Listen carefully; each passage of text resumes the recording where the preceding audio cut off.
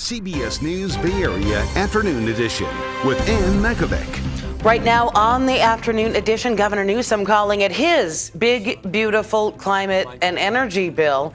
Tell you what it means for your wallet. Thanks for joining us this Friday. The rising cost of gas, electricity, a major concern for families around the Bay Area. And Governor Newsom just signed a set of bills aimed at bringing down both. The governor just spoke at San Francisco's Academy of Sciences about 6 climate and energy bills. They include a measure that extends the state program known as Cap and Invest through 2045. That's where companies have to reduce their greenhouse gas emissions or pay money to offset them. That all helps fund state projects.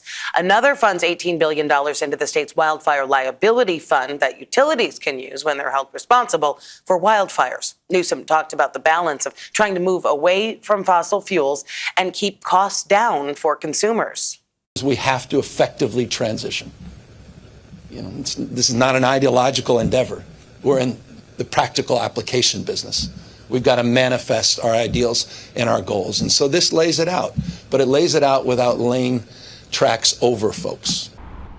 Another bill is expected to increase oil production in Kern County, boosting the entire state's fuel supply. That comes as 2 refineries, including Valero and Benicia, announced plans to close, raising concerns about rising gas prices. A new regional effort to support struggling immigrant families as they navigate the Trump administration's ramped-up enforcement. This morning, the mayors of San Francisco, San Jose, and Oakland announcing a new initiative called the Stand Together Bay Area Fund. It's going to be run by the San Francisco Foundation, and it aims to raise $10 million for immigrants living in 6 of the Bay Area's 9 counties. It's basically going to pool resources to support community-based nonprofit organizations working with local immigrant communities. This fund will help keep a roof over people's heads. It will put food on the table. It will ease the burden for people who are being targeted, and it will send a clear message that San Francisco and the Bay Area will not turn our backs on our neighbors. The fund we are launching is a practical, common sense solution to the very real fear many in our community are facing every day.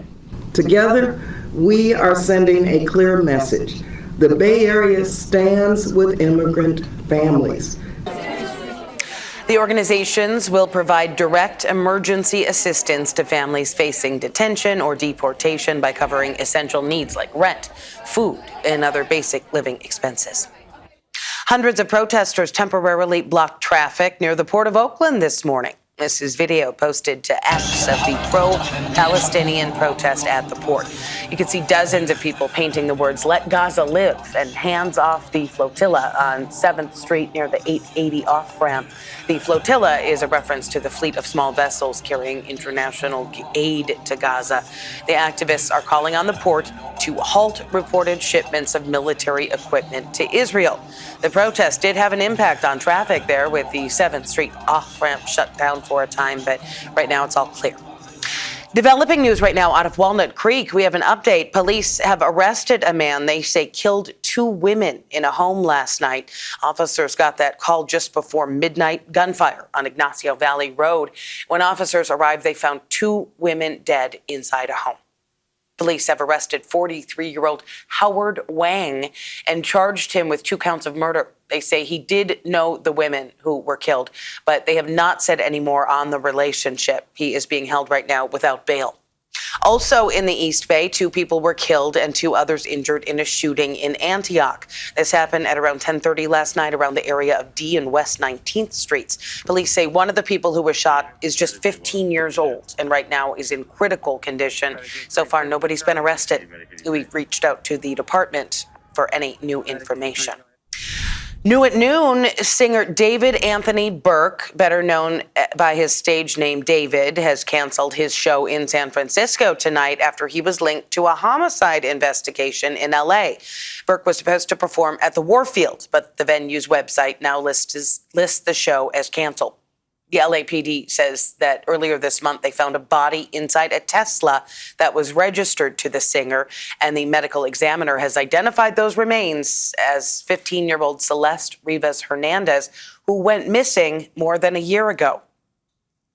A government shutdown looming after the Senate shot down a stopgap bill that would have funded the government through November 21st. The House passed the Republican measure earlier this morning, largely along party lines. But that bill failed to reach the 60 votes needed to advance in the Senate.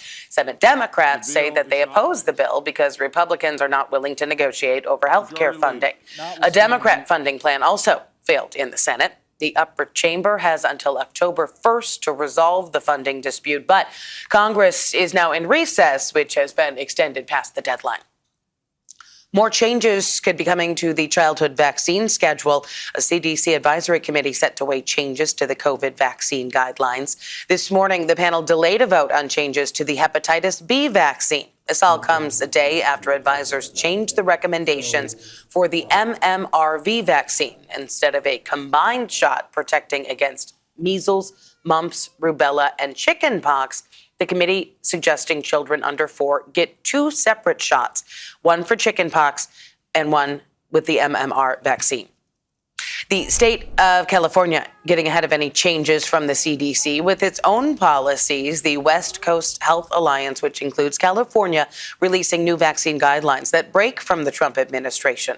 Lauren Toms spoke with local medical professionals about the vaccine clash, creating confusion for families.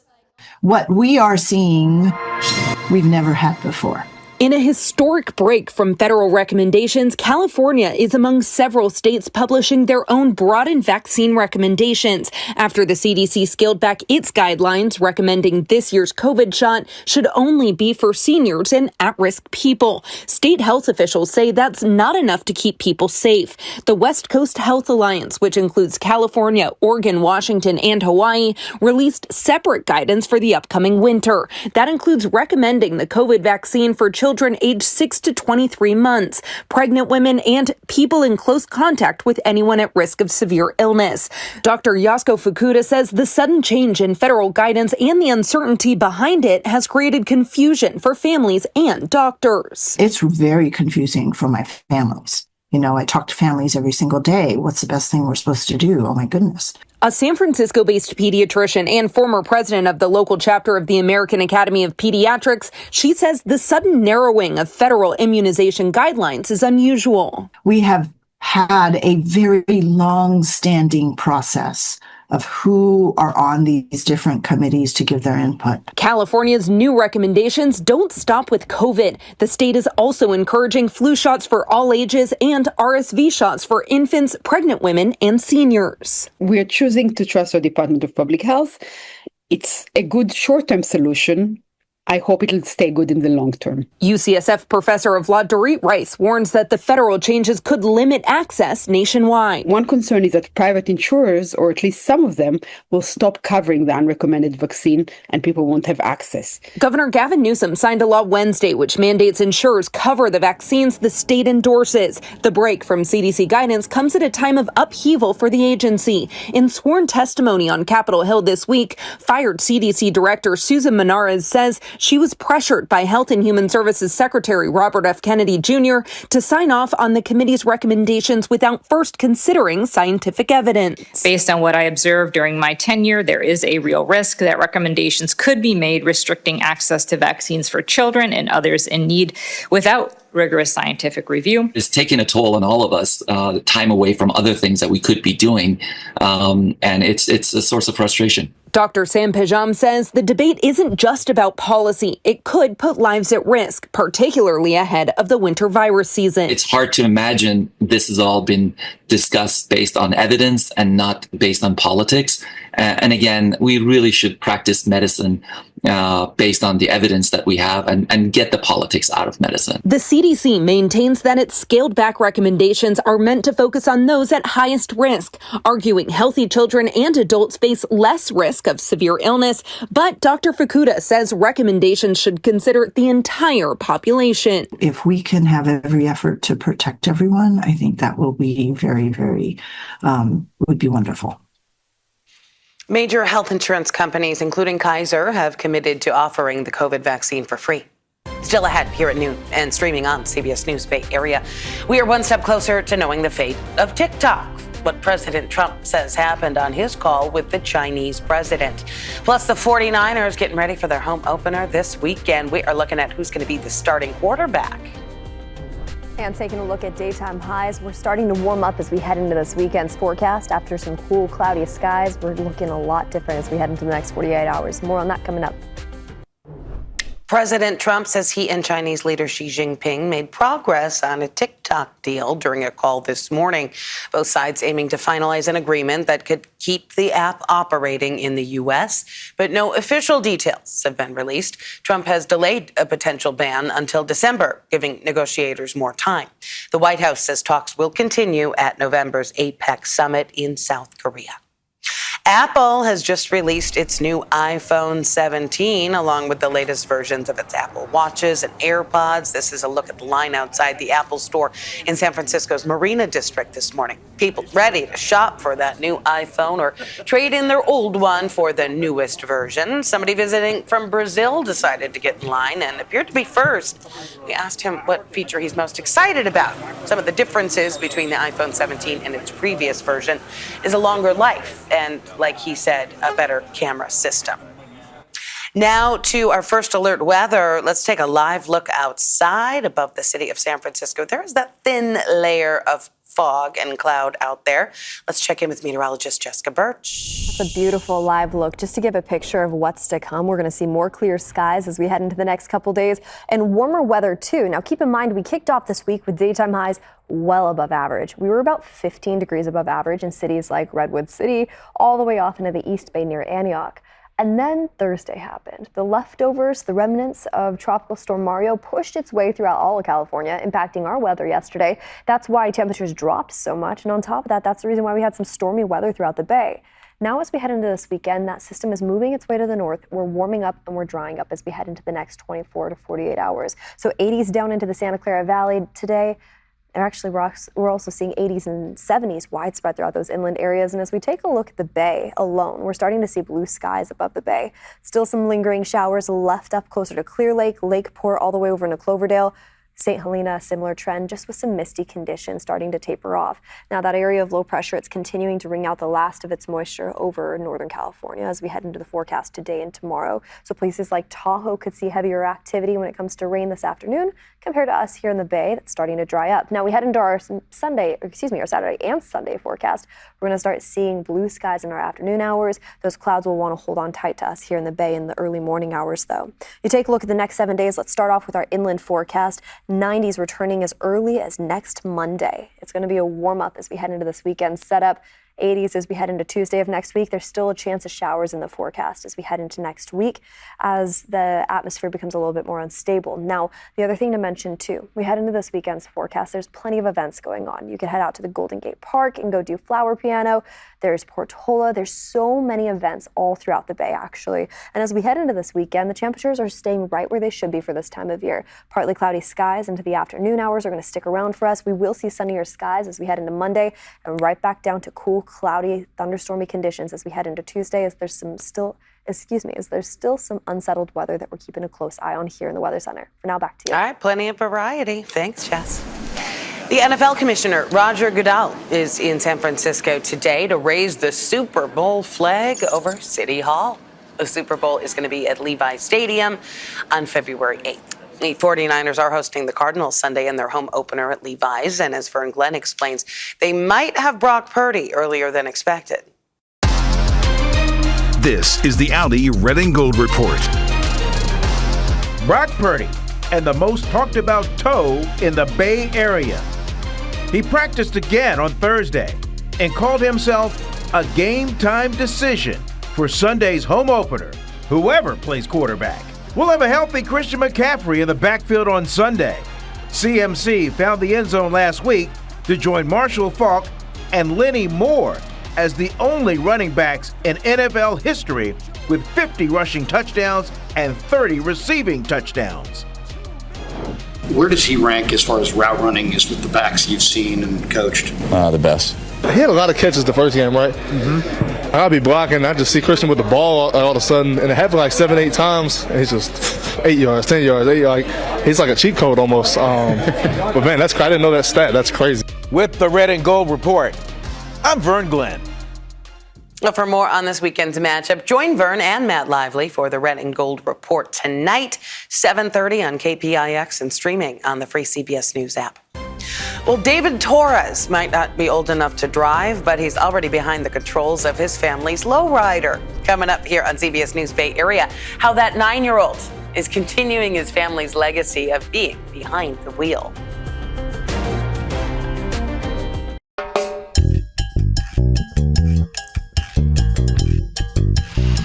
All right, we are just about one day away for the Lowrider Parade in San Francisco. We've been bringing you stories about lowrider culture leading up to the big event tomorrow.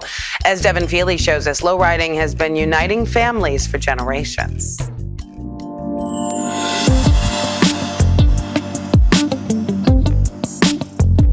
It all started with my father. He was big in the lowrider game.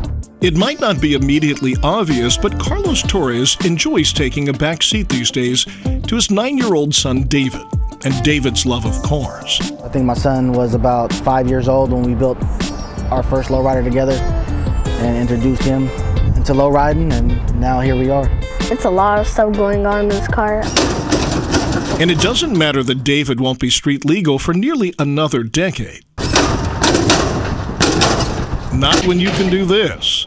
I've been doing it for since I was 1, because my dad used to bring me to the shows. But I started hopping at like 7.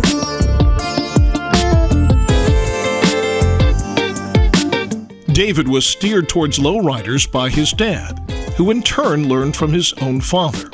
A wheel of knowledge and culture spinning across generations.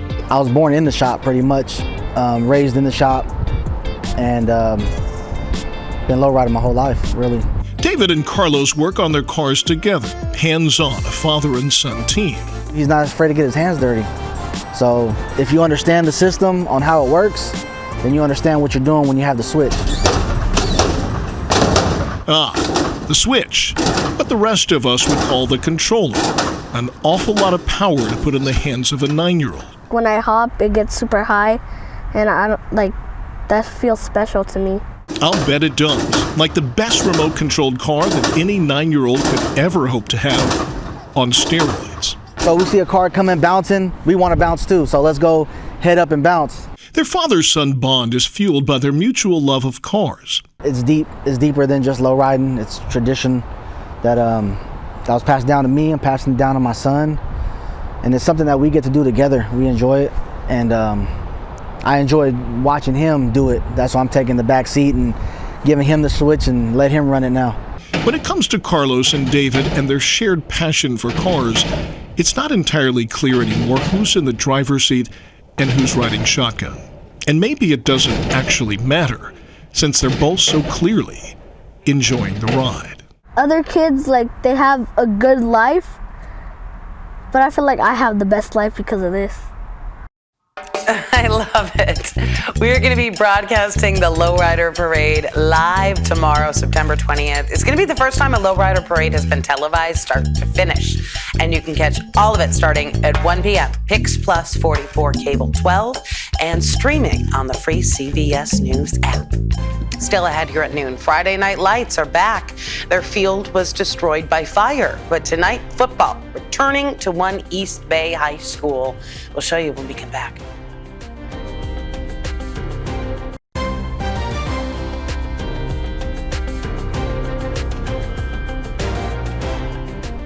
The Mount Diablo High School football team finally back to playing on their own home turf after a fire destroyed their brand new field right before the season started. That field was installed earlier this year, costing around $2 million.